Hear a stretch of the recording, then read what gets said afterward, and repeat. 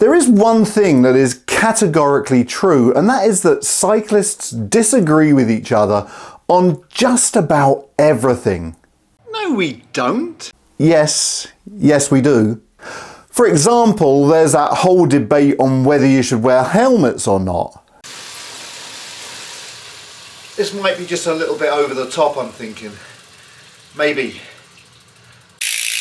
And then, of course, there's a debate over gravel bikes and whether they're just a gimmick. And then cycling enthusiasts also seem to have different opinions on who is the best cyclist in the world. Although I think the true aficionados are going to agree with me that it's Mathieu van der Poel. There's not really any question about that, is there? There is one thing though that I'm fairly confident that all cyclists can agree on, and that is that cycling is becoming just way too expensive.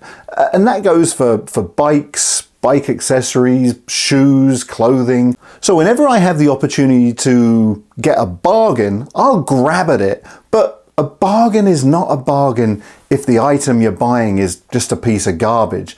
Then it's something that you've spent just a little bit of money on to throw out at the end of the day.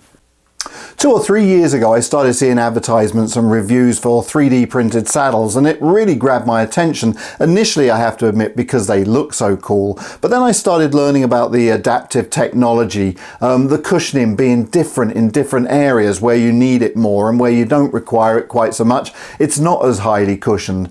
So that intrigued me, and then a lot of the reviewers were saying, well, the 200th kilometre, the sensation that you're getting from the saddle is exactly the same as it was in the first kilometre. But when I looked at the prices that were being put out by Seller Italia, Specialized Physique for their saddles, they were a bit beyond what I wanted to pay. And so I looked around and I looked on AliExpress and I found a couple of saddles that looked pretty good, weren't too expensive, and so I thought, you know what, I'll put in a couple of cheeky orders, we'll test them out, and we'll see if that they could boast that maybe the 50th kilometre feels the same as the first kilometre. So I paid my money, and a couple of short weeks later, these 2 saddles arrived in the post. Now, before we get on with the review, can I ask a huge favour of you? Would you mind hitting the like button, subscribing to the channel, and make sure you hit the bell icon, and that way you'll be notified every time I put out a new video.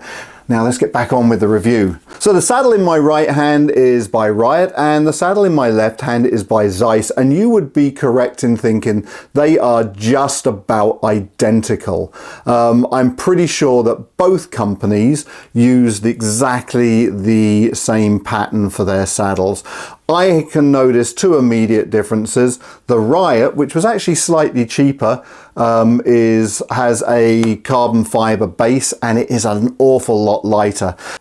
The other thing that I notice immediately is that the cushioning on these saddles, on both of the saddles, is not adaptive. It's pretty much consistent throughout the whole saddle. So there isn't more cushioning where I might need it and less where it's not quite so necessary. In that sense, the 2 AliExpress saddles are really not that different from my Physique saddle, in that they're exactly the same width, they're a similar shape, and the cushioning feels about the same.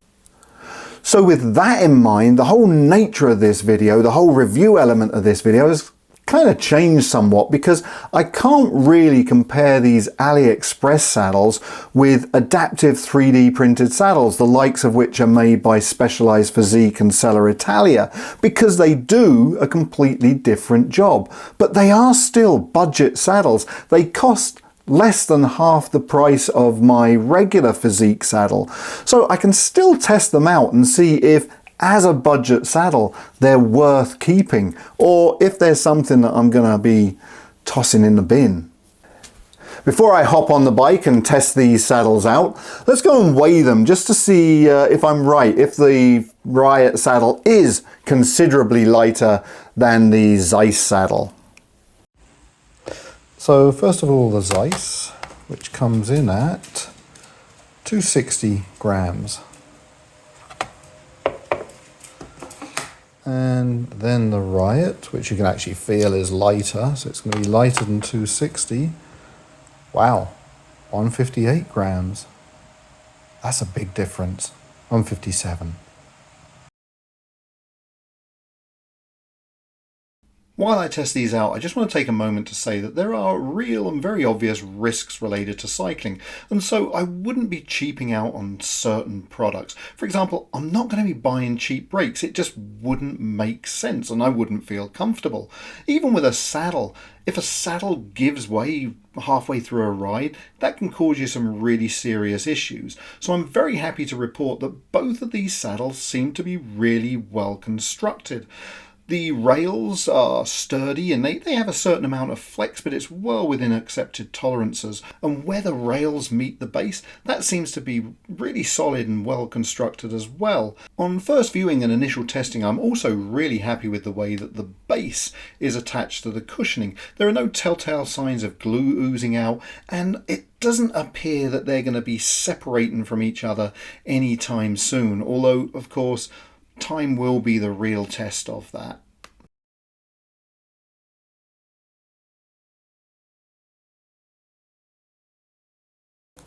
And so we're back, and both of the AliExpress saddles have had a really good workout, a little bit outdoors but mostly on the trainer in the basement. And if you've ridden both outdoors and on a trainer, you'll understand that riding on a trainer is a really good test of a saddle. I'm just going to use the Ryet as the example because both saddles are identical, with the exception of the weight, and both acted identically, both felt identical underneath me. They both performed really well, but that is not a surprise to me. It wasn't because of the cushioning, although the cushioning was adequate. The cushioning was every bit as good as the physique that I use generally, but it was more to do with the shape and the size. The size, 150 millimeters, is my size of saddle. I have had my sit bones professionally measured at my local bike store, and they recommended from that I always use 150 millimeter saddles, and so since getting them tested, that's all I've used. And so that I knew would be right for me. The shape as well is the shape, the tapered shape is the shape that I like. The length of the nose is very consistent with what I've had before.